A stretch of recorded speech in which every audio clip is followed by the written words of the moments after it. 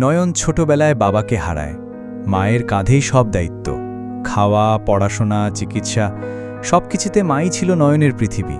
বড় হয়ে নয়ন একদিন পাড়ি জমায় বিদেশে। মায়ের অনেক অনুরোধেও ফিরে আসতে পারেনি।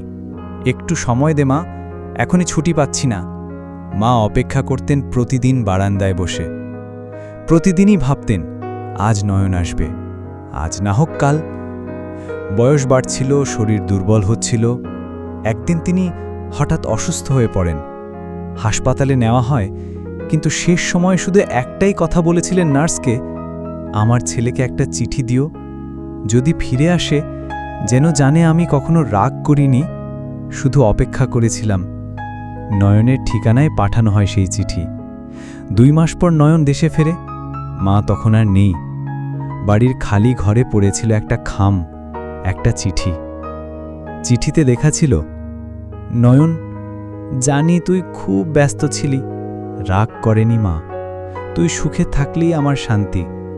তবু শেষ সময়টা যদি তোর মুখটা একবার দেখতাম। চিঠি পড়ে নয়ন হঠাৎ নিঃশব্দে কেঁদে ফেলে।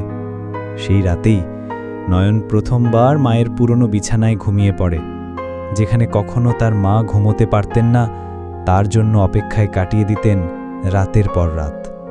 মা কখনো অভিযোগ করেন না, তারা শুধু অপেক্ষা করতে জানেন, নিঃশব্দে, নিঃস্বার্থভাবে।